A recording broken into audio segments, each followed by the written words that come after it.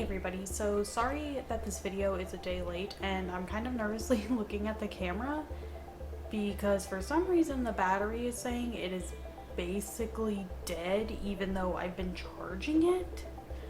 So basically my camera's being a little weird, which is why the video is a day late, because I had to record it and then I tried to put it on my computer and it basically didn't exist. So anyway, as you can see by the title of today's video, we are going to talk about God of War 2018, God of War 4, whatever you want to call it. Sorry, there was a hair on my leg. So first, we are going to get right into gameplay. So the gameplay, if you have played the first three, which as a side note, you do not need to have played the first three God of War games in order to enjoy and play the newest God of War. You definitely do need to have like a basic understanding of the story and premise and what happened in the first three. That's all I had going in, and I enjoyed the game, you know, perfectly fine. It was great and everything, but you don't need to have played the previous three. I'm probably gonna go back and play them now, but you know. But either way, so if you have played the previous three, this plays slightly different because it is still a bit of a hack and slash, but I would say it's not quite up to the level of maybe like Devil May Cry. I feel like, you know, it's a little more, you know, in that realm. But you got your basic gameplay like that where you have, you know, it's basic weapons and attacks. I mean, there's obviously special moves, but it's nothing really too complicated, nothing super hard to pick up in gameplay wise. And it is kind of, there is a lot of open world aspect to it, like there's a lot of side missions and everything you can do. And you know, I didn't do them, but I'm probably gonna go back and do them. My brother says it's worth doing. He's, you know, beat this game and everything. And then in gameplay wise, you know, you also have, so I can't remember what it's called.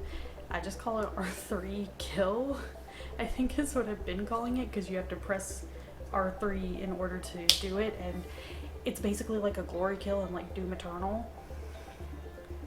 And so, sorry, this is being very weird, but it's basically like a glory kill in Doom Eternal, and you do this random kill thing and like a more special kill, and you fill up your Spartan Rage meter, which you use your Spartan Rage meter, and you go into kind of invincible, not really. I mean, you can still get hit, but it just lowers your rage instead of your health, because you obviously have a limited time, and you're like super strong. You can only punch, you don't use weapons, you go around punching things. It's pretty fun, pretty good to use if you're in a pinch. I was playing on Give Me a Story, so easy mode. Just as a disclaimer, I'm not very good at video games, and I will admit it, but that is something else to keep in mind. And also, I will make a note, if the gore in the first games was turning you off, this game, obviously it's rated M, there is still gore and everything, but it definitely is toned down from the first three games, I would say. So if that was a turn off for you, it's definitely toned down in this one. So anyway, let's move on to the story. So how the story goes is Kratos is now living no longer in Sparta. He is living in Midgard previously with his wife Faye, who is now deceased and in ashes. You have to go and burn the wood and, you know, grind her to ashes. And then you have your son Atreus.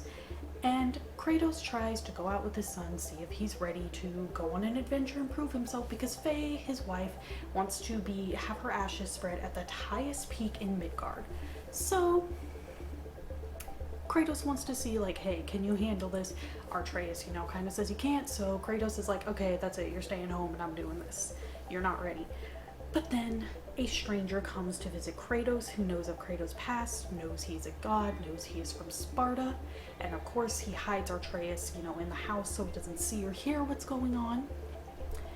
But with all that, Kratos realizes, hey, I can't leave Atreus here, this is too dangerous. So they then have to go together to spread Faye's ashes, and it's a fun family bonding road trip where everybody's yelling and Kratos just says, boy. I mean, not everybody's yelling. For, you know, anyone who does know, it definitely helps too to know how Kratos is in the first 3 games to see this great character development of Kratos. So anyway, we're gonna move on to the last topic of my personal thoughts and opinions. Personally, I love this game. I think it is beautiful for one. This game won Game of the Year, and it's on the PlayStation Hits. So this isn't me just overpraising it, like everybody kind of agrees with me on this. It's a gorgeous looking game. The way it's shot is so cool because unless you die and have to load back in or are loading up your game for the first time, you will never see a loading screen. It just goes through smooth transitions between, you know, when you're playing the gameplay and when it's a cutscene. So it's so cinematic, and like the boss fights, the big boss fights are so cinematic and beautiful, and they put you on the edge of your seat. And honestly, it's a great story. And like I said, Kratos had great character development. The characters are memorable. It's a fantastic game. Like honestly, if you haven't played it yet, I don't know what you're doing. Get on this game. You need to play this game. Like, it is all the things I said. It's beautiful. You know, it plays really smooth and good. The controls are easy to grasp and everything for even a new stupid like me. And I mean, again, it won Game of the Year. Like, it didn't win Game of the Year for nothing. There's a good solid reason it won Game of the Year. I'm just saying. You know, I'm just saying. So anyway, if you want to go ahead and leave your thoughts in the comments below, go ahead and do that on God of War. Any other game suggestions maybe, whatever you want to talk about. If you want to keep up to date on what is going on in my life with videos, I highly recommend following my Twitter, which is below. I also have an Instagram, but I basically only post pictures of my dog. So if you love my dog and just want to see my dog, go to my Instagram, you know? It's mostly her. But go ahead and give this video a like if you did like it. You don't have to, but it helps let me know what y'all like watching. If anything, you know, needs to be talked about different or done different. It's just helpful to me to give you what you want. If you want to see more videos like this, go ahead and subscribe. I upload every Monday and Friday when the camera cooperates, and I upload a vlog just whenever I feel like it and whenever I have vlogged. That is it for today's video, and I will see you all next time. Bye!